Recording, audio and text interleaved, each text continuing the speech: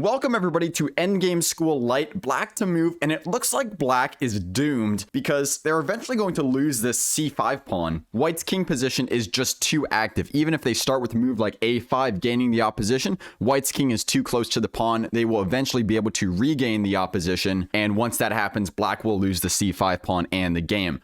So what is black to do here? In this position, black played the brilliant move king b6, which looks like it only loses the game even quicker after king d6. But black has a very sneaky plan, which is to play a6 in this position, and now after king d5, king a5. And what is white to do? Black will shuffle their king between a5 and b6 forever. Whenever the king is on a5, the c5 pawn cannot be captured because of stalemate, and whenever the king is on b6, neither the c pawn nor the a pawn can be captured well because they're defended by the king. So black pulls out a very tricky stalemate resource here, and that's what we're going to be looking today. And I know it might seem simple, stalemate, but there can be a lot of really cool stalemate defensive resources in endgames. And so by looking at some positions where these stalemate resources are possible, you are more likely to be aware of these resources and be on high alert to find them in your games. They're also very, very satisfying. Let's take a look at some more examples. This game was between Nikolaevsky and Taimanov in 1966. White started with d4, the pawn breakthrough, and black can't take this. If c takes d4, then c5, white makes a pass pawn, and the king will be outside of the box. If the knight ever tries to approach, the bishop can simply capture this. Black is going to lose this one. So Taimanov started with knight g6 instead. D takes c5, d takes c5, bishop takes g6, king takes g6, and now we have this king and pawn endgame, where white has the connected passed pawn and black has an outside passed pawn. It's very important that black's king stays inside of the box of this connected passed pawn. They can never leave it, and the position may look promising for white at first, but eventually you realize that black can always keep their king inside of the box and keep their h pawn defended as well, so white will not be able to make progress. Even if the white king gets to h4, black can always be defending on either g6 or g5. As long as black doesn't blunder, white will not be able to make any progress here. So white goes for the different plan. They go for d6, sacrificing their d pawn for black's h pawn. King f6, king takes h5, king e6, king g5, king takes d6. And now we have this very familiar position after king e5, king b6, where white plays king d5 and black has this stalemate resource with king a5. King takes c5. The game ended in a draw. This next game was played between Chigorin and Tarrasch in 1905. In the game, Chigorin played g takes f6, but this blunders away the game because after g takes f6, there is no more stalemate resource. Black's king is too active. The game concluded king g4, king e4, king h3, king f4, and white resigned here because they're going to lose both of their pawns. However, going back to this position, white actually had a brilliant stalemate resource with not the move g6. If white plays g6, black plays h5. There is no stalemate resource. White will lose the c pawn and the game. But instead, you start with king g4, and after king e4, g6, now h5 is no longer possible. h5 makes no progress for black. In fact, you're just giving up a pawn. The stalemate resource still exists. So black goes for h6 instead, but we still have this king h5 stalemate resource. The king will shuffle between h5 and g4 forever, and the game is a draw. It is important to calculate what happens if black takes this pawn, which if h takes g6, f takes g6, f5 check, king g5, f4, h5, f3, h6, g takes h6, king takes h6, f2, g7, both sides queen, and queen versus king and queen is almost always a draw unless one of the kings is very close to being checkmated, which is not the case here, so this would be a draw as well. Too bad Chigorin did not see this and played g takes f6 instead, but over 1 century later, it has proved for a very nice learning opportunity for the rest of us. So thank you, Chigorin. This next position may look a little familiar. That's because it's the position we just looked at, except everything is shifted one rank down. In the previous example, we started setting up the stalemate with the king move. However, here, king g3 actually loses, and it's because of this line after king e3. Now, if you play g5, you have to remember that black doesn't have to push. Black can actually take this, and this line may look a little familiar, where in the previous position, we actually promoted at the same time, but in this position, white is much, much too slow. Black will promote, and black will win this game. So what? Is white just losing in this position then? You have to remember why we couldn't start with the pawn in the previous position. Previously, if we started with g5, black could advance their pawn 2 squares to prevent white's king from getting close to set up the stalemate. However, that is not possible in this position. Black's best try is h5, but we simply play king g3, king e3, and king h4. We have our same stalemate, and white gets the draw here. Very nice. black to move in this next position, and it looks like white is totally losing. Black is going to pick up these kingside pawns, have 2 connected pass pawns, which will eventually win him the game. So this should be a pretty easy win for black, right? King g4, a5, king takes h5. I don't really know what white's doing, but we'll just continue with our plan. King d2, king takes g6, king c2. Have you realized it yet? King f5, king b2, and oh no, oh my goodness, I just realized king e4, king a3, king d3, king a4.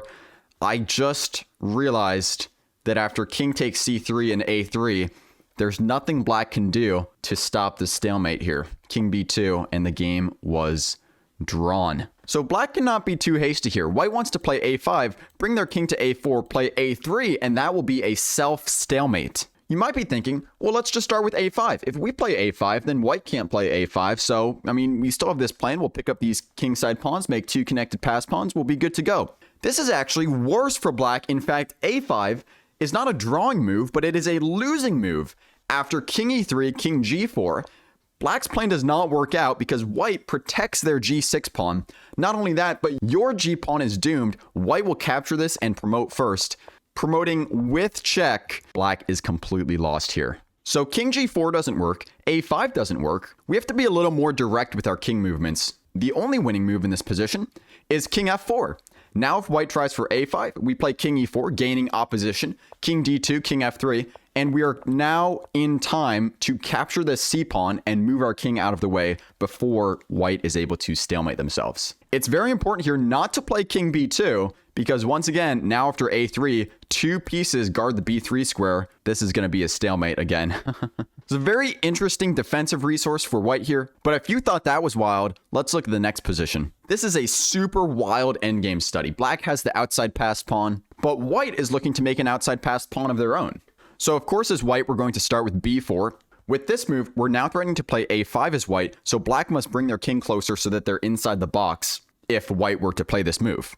Black plays king d4, and here the winning technique for white seems pretty clear, right? We'll play c3. The c-pawn can never be captured because a5 will make a pass pawn and the pawn will promote. The c-pawn protects the b-pawn, and the a-pawn can never be attacked because if the king ever comes to the 3rd rank, we're going to play a5, make a pass pawn, and promote. So all of white's pawns seem to be protected here. We can simply capture this pawn, bring the king over, capture some more pawns, promote, and checkmate black. You might calculate something like this. King d5, king g5, king c4, king h6, king d5, king takes h7, king c4, king g6, king d5. White gets their king over here, captures the rest of these pawns, and wins the game. Whenever you have king and pawn endgames, it's always important to be aware of all of your opponent's pawn breaks, though. Here black has 2. b5 doesn't work because we simply play a5, create the connected pass pawn, and this will be winning for white. The other pawn break, though, is a little bit more unclear. What if black plays c5? Well, here, we don't want to take, obviously. It leaves our pawns much too weak. But we can play b5. Once again, the king can never come to the 3rd rank because we'll play a5, make a pass pawn, and promote. So this a-pawn can still never be attacked. The c-pawn can still never be captured. We should be good to go here as white. We're going to continue with our plan, eventually capture the b-pawn, and it'll be good to go. Why is c3 drawing here? Let's check it out. Black starts with king to d5, and now after king g5, black goes for this pawn break, c5. But we looked at this, right? We said this was okay. We'll just play b5. And now, black doesn't just wait idly.